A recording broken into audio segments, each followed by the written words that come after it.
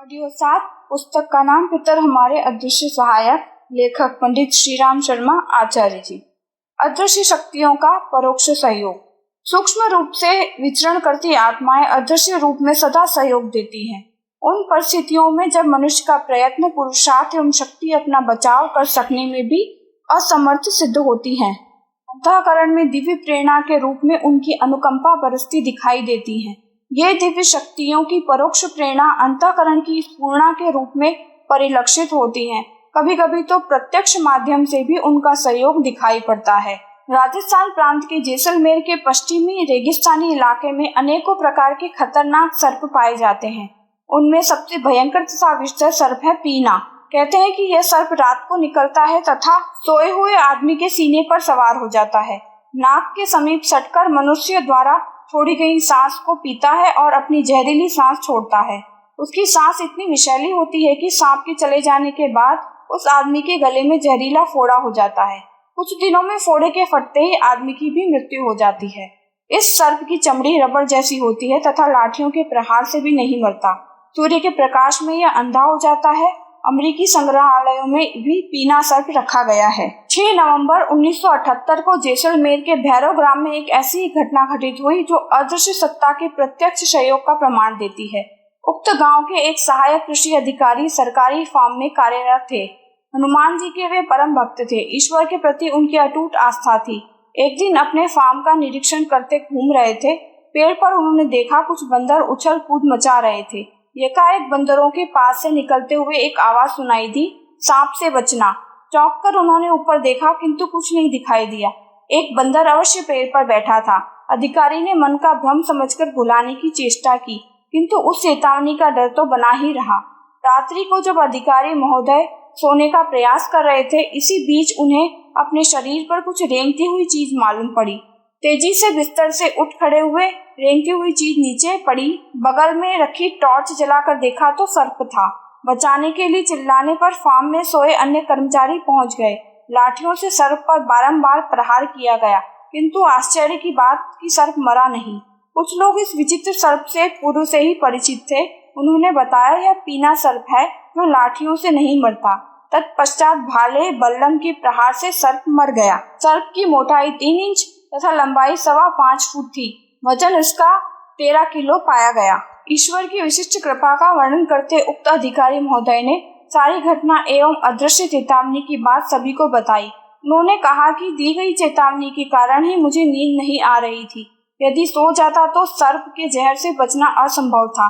कहा जाता है मानवीय चेतना प्रत्येक परिस्थितियों एवं घटनाओं से जूझने में समर्थ है, किंतु यह बात प्रत्यक्ष दिखाई देने वाली घटनाओं के संदर्भ में ही लागू होती है। कुछ घटनाएं ऐसी होती हैं जिनके विषय में कुछ भी जानकारी नहीं होती है, अथवा कुछ परिस्थितियां ही ऐसी आ खड़ी होती हैं जिनमें जीवन सुरक्षा असंभव जान पड़ती है। ऐसे विशिष्ट अवसरों पर जब मनुष्य असहाय एवं असमर्थ होता है, एकमात्र आसरा उस परमात्मा का ही रहता है। देखा यह जाता है कि इन असहाय परिस्थितियों में अदृश्य शक्ति किसी न किसी रूप में सहयोग करती तथा संकटग्रस्त को उबारती हैं। प्रतापगढ़ उत्तर प्रदेश के जेठवाड़ा थाना के पांती ग्राम में एक ऐसी घटना घटित हुई जिसमें दैवी अनुकंपा प्रत्यक्ष दृष्टिगोचर हुई। कहा जाता है कि गांव की एक महिला का पति मर गया। उसका 2 वर्ष का बच्चा था। विधवा ने पुनर्विवाह के लिए एक युवक को राजी कर लिया। विवाह में अड़ंगा आ खड़ा हुआ। युवक का कहना था कि बच्चे के रहते वह विवाह करने के लिए तैयार नहीं होगा। फलस्वरूप लड़की के माता पिता बच्चे को लेकर हत्या करने के उद्देश्य से एक खेत में ले गए। इससे पूर्व की गणासे का प्रहार बच्ची के ऊपर करे एक भयंकर सर्प पुकारता हुआ उनको काटने के लिए आगे बढ़ा। सर्प देखकर वे भयभीत होकर भाग गए। पुलिस ने बाद में उन दोनों को गिरफ्तार कर लिया। इस प्रकार बच्चे की जान बच गई। दैवी शक्तियां समय समय पर अपने प्रिय पात्रों का सहयोग अनुग्रह करती रहती हैं। साथ ही दुष्ट आतताइयों को उनके कुकृत्यों के लिए भयंकर दंड व्यवस्था भी करती हैं। सूक्ष्म जगत में विचरण करती दिव्य आत्माओं का सहयोग अनायास इस रूप में मिलते देखा गया है। इंग्लैंड के न्यायिक इतिहास में 19वीं सदी के आरंभ में एक ऐसी घटना घटी जिसने कानून व्यवस्था को भी चुनौती दे दी। इंग्लैंड के एक्टर जेल में एक जॉन ली नामक अपराधी बंद था। हत्या के आरोप में न्यायालय द्वारा उसे मृत्युदंड सुनाया गया। उस समय विद्युत द्वारा फांसी दी जाने की व्यवस्था आज की तरह नहीं थी। मोटी रस्सी के फंदे द्वारा फांसी दी जाती थी। निर्धारित तिथि एवं समय पर डॉक्टर ने उसके स्वास्थ्य की परीक्षा की। पादरी ने जान ली कि के लिए गए अपराधों के लिए परमात्मा से क्षमा प्रार्थना की।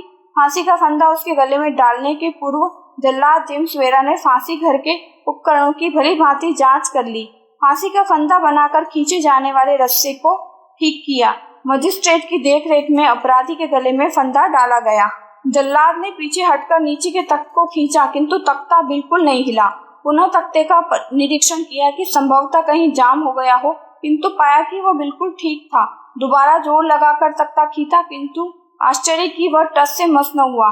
जल्लाद ने तीसरी बार तख्ते की जांच करने के बाद खींचने का प्रयास किया, किंतु असफलता ही हाथ लगी। तीसरी बार फांसी पर चढ़ाए जाने की मानसिक पीड़ा से जॉन ली भीषण ठंड में भी पसीने से डूब गया। मजिस्ट्रेट सामने खड़ा सारी कार्यवाही देख रहा था। उसके जीवन की यह अभूतपूर्व घटना थी। वह विस्मित था कि फांसी के सारे उपकरण ठीक होते हुए भी तख्ता खिसक क्यों नहीं रहा है। निरंतर 7 मिनट तक अथक प्रयास तथा 3 बार फांसी के तख्ते पर चढ़ाए जाने पर भी उसे मृत्युदंड नहीं दिया जा सका। कुछ समय के लिए फांसी को स्थगित करने का आदेश दिया गया। फांसी का निर्धारित समय बीत चुका।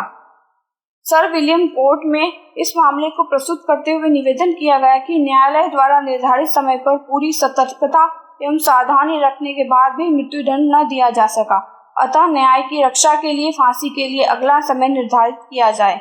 उच्च न्यायालय ने अपील को निरस्त करते हुए कहा कि आपराधिक दंड प्रक्रिया संहिता के अनुसार न्यायालय द्वारा मृत्युदंड की सारी कार्यवाही पूरी हो चुकी है। इस समय को आगे बढ़ाना न्यायालय के क्षेत्राधिकार के बाहर है। विश्व के न्यायिक इतिहास में यह एक आश्चर्यजनक घटना थी, जबकि एक व्यक्ति को निरंतर 7 मिनट तक फांसी दी जाती रही हो और वह बच गया हो।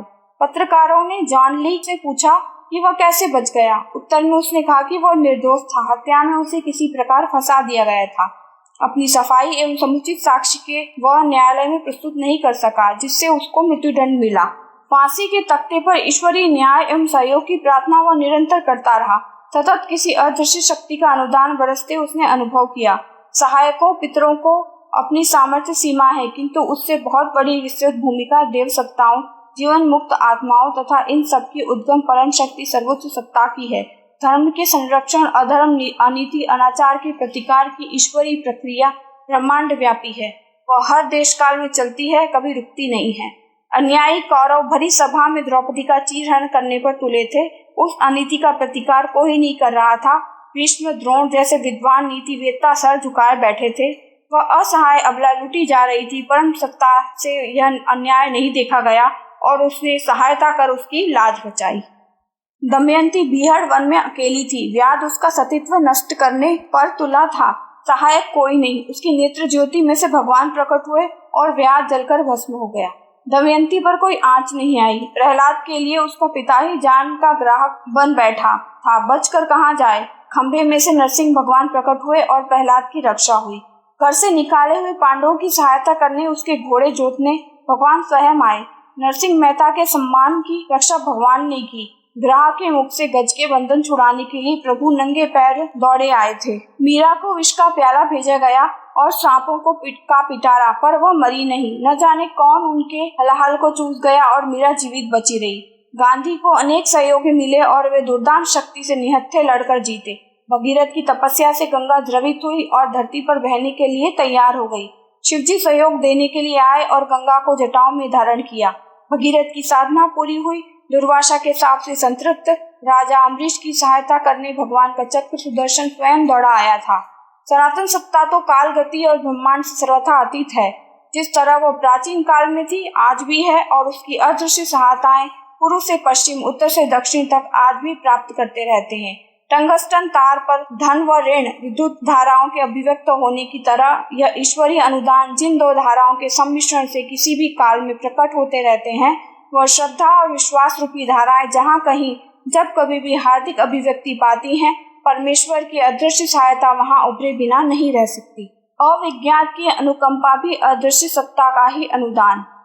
उपनिषद के ऋषि का अनुभव है कि आत्मा जिसे वर्ण करता है, उसके सामने अपने रहस्यों को खोल कर रख देता है। इस उक्ति का निष्कर्ष यह है कि रहस्यों का उद्घाटन चेतना की गहराइयों से होता है। मानवीय संसार की सामयिक आवश्यकताओं की पूर्ति के लिए वह अनुदान इस धरती पर उतारता रहता है। यह अवतरण जिनके माध्यम से होता है वे सहज ही श्रेयाधिकारी बन जाते हैं।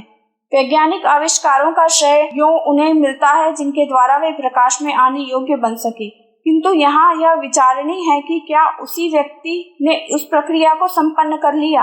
आविष्कारकर्ता जिस रूप में अनेकों प्रयोगों को प्रस्तुत कर सके हैं उसे प्रारंभिक ही कहा जा सकता है। सर्वप्रथम प्रदर्शन के लिए जो आविष्कार प्रस्तुत किए गए हैं वे कौतूहल वर्धक तो अवश्य थे, आशा और उत्साह उत्पन्न करने वाले भी थे, पर ऐसे नहीं थे जो लोकप्रिय हो सके और सरलता पूर्वक सर्वसाधारण की आवश्यकता पूरी कर सके। रेल, मोटर, टेलीफोन, हवाई जहाज आदि के जो नमूने पंजीकृत कराए गए थे उनकी स्थिति ऐसी नहीं थी कि उन्हें सार्वजनिक प्रयोग के लिए प्रस्तुत किया जा सके। यह स्थिति तो धीरे धीरे बनी है और उस विकास में न्यूनाधिक उतना मनोयोग और श्रम पीछे वालों को भी लगाना पड़ा है जितना कि आविष्कारकर्ताओं को लगाना पड़ा था। संसार के महान आंदोलन आरंभिक रूप में बहुत छोटे थे। उनके आरंभिक स्वरूप को देखते हुए कोई यह अनुमान नहीं लगा सकता था कि कभी इतने सुविस्तृत बनेंगे और संसार की इतनी सेवा कर सकेंगे। किंतु अविज्ञात से जहां उन आंदोलनों को जन्म देने वाली प्रेरणा की निर्झरणी का उद्गम उभारा, किसी परिष्कृत व्यक्ति के माध्यम से उसे विकसित किया, साथ ही इतनी व्यवस्था और भी बनाई कि उस उत्पादन को अग्रगामी बनाने के लिए सहयोगियों की श्रृंखला बनती बढ़ती चली जाए। ईसा, बुद्ध, गांधी आदि के महान आंदोलनों का आरंभ और अंत, बीजारोपण और विस्तार देखते हुए लगता है यह श्रेय साधन किसी अविज्ञात शक्तियों में पितर सत्ताओं का भी समावेश है। जिन आविष्कारकर्ताओं को श्रेय मिला उन्हें सौभाग्यशाली कहा जा सकता है। गहरे मनोयोग के साथ परिणाम क्या हो सकते हैं इसका उदाहरण देने के लिए भी उनके नामों का उत्साहवर्धक ढंग से उल्लेख किया जा सकता है। गहराई में उतरने की प्रेरणा भी उस चर्चा से कितनों को ही मिलती है, पर यह भुला न दिया जाना चाहिए कि उन आविष्कारों के आरंभ के रहस्य प्रकृति की अपना अंतराल खोलकर प्रकट करती है। हाँ, इतना अवश्य है कि इस प्रकार के रहस्योद्घाटन हर किसी के सामने नहीं होते। प्रकृति को भी पात्रता परखनी पड़ती है। अनुदान और अनुग्रह भी मुफ्त में नहीं लूटे जाते। उन्हें पाने के लिए भी उपयुक्त मनोभूमि तो उस श्रेयाधिकारी को ही विनिर्मित करनी पड़ती है। आविष्कार की चर्चा इतिहास पुस्तकों में जिस प्रकार होती है वह बहुत पीछे की स्थिति है। आरंभ कहाँ से होता है यह देखना हो तो पता चलेगा कि उन्हें आवश्यक प्रकाश और संकेत अनायास ही मिला था। इनमें उनकी पूर्व तैयारी नहीं के बराबर थी। दूसरे शब्दों में कहा जाए तो यह भी कह सकते हैं कि उन पर इल्हम जैसा चित्रा और कुछ बड़ा कर गुजरने के लिए आवश्यक मार्गदर्शन देकर चला गया। संकेतों को समझने और निर्दिष्ट पथ पर मनोयोग पूर्वक चल पड़ने के लिए तो उन आविष्कारकर्ताओं की प्रतिभा को सराहना ही पड़ेगा। बात लगभग 2000 वर्ष पुरानी है। एशिया माइनर के कुछ गडरिये पहाड़ी पर भेड़े चरा रहे थे। उनकी लाठियों के पेंदे में लोहे की कीलें जड़ी थी। उधर से गुजरने पर गडरियों ने देखा कि लाठी पत्थरों से चिपकती है और जोर लगाने पर ही छूटती। पहले तो इसे भूत प्रेत समझा गया, फिर पीछे खोजबीन करने से चुंबक का विज्ञान ही से आरंभ हुआ। आज तो चुंबक एक बहुत बड़ी शक्ति की भूमिका निभा रहा है। गडरिये चुंबक का आविष्कार करने का उद्देश्य लेकर नहीं निकले थे और न उनमें इस प्रकार के तथ्यों को ढूंढ निकालने और विश्वव्यापी उपयोग के लायक किसी महत्वपूर्ण शक्ति को प्रस्तुत करने की क्षमता ही थी। न्यूटन ने देखा कि पेड़ से टूटकर सेब का फल जमीन पर गिरा।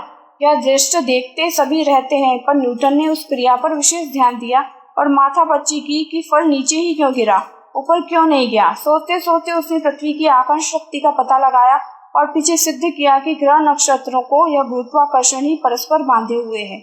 इस सिद्धांत के उपलब्ध होने पर ग्रह विज्ञान की अनेकों प्रक्रियाएं समझ सकना सरल हो गया। पेड़ से फल न्यूटन से पहले किसी के सामने न गिरा हो ऐसी बात नहीं है। असंख्यों ने यह क्रम इन्हीं आंखों से देखा होगा, पर किसी अविज्ञात ने अकारण ही उसके कान में गुरुत्वाकर्षण की संभावना कह दी और उसने संकेत की पूंछ मजबूती से पकड़कर श्रेय प्राप्त करने वाली नदी पार कर ली। अब से 300 वर्ष पुरानी बात है। हॉलैंड का चश्मा बेचने वाला ऐसे ही 2 लेंसों को एक के ऊपर एक उलट पुलट कर कौतुक कर रहा था। दोनों शीशों को संयुक्त करके आंख के आगे रखा तो विचित्र बात सी दिखाई पड़ी।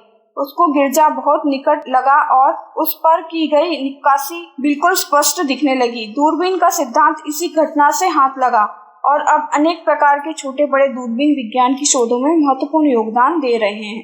एक्सरे के आविष्कार का श्रेय जिस व्यक्ति को मिला उसने जानबूझकर नहीं बनाया था। उस संयोग के पीछे कोई अविज्ञान ही काम कर रहा होगा। अन्यथा ऐसे ऐसे संयोग आए दिन न जाने कितने सर्वसाधारण के सामने आते रहते हैं, उसकी ओर ध्यान जाने का कोई कारण भी नहीं होता।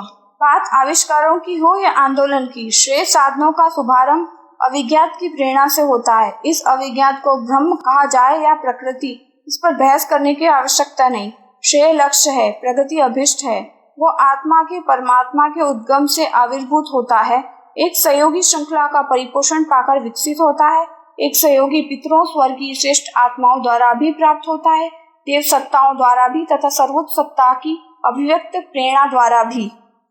गडरियों ने जब अग्नि का आविष्कार किया, उस समय पहले तो आग की चिंगारियों को उन्होंने भूतों का ही उपद्रव समझा, पीछे पितरों की कृपा मानकर उत्सव मनाया, आनंदित हुए और पितरों के प्रति कृतज्ञता व्यक्त की। श्रद्धा भाव रखने तथा श्रेष्ठ जीवन कर्म अपनाए रहने पर उच्च स्तरीय पितर सत्ताएं सचमुच ऐसे ही महत्वपूर्ण सहयोग, अनुदान, प्रकाश, प्रेरणाएं प्रदान करती हैं जो व्यक्ति एवं समाज के जीवन को सुख सुविधाओं से भर देती हैं। उन पितरों की अपेक्षा यही रहती है कि इन उदार अनुदानों का दुरुपयोग न हो। परमेश्वर की भी तो मनुष्यों से यही अपेक्षा रहती है, पर कृतज्ञ मनुष्य इतनी सी अपेक्षा भी पूरी नहीं कर पाता।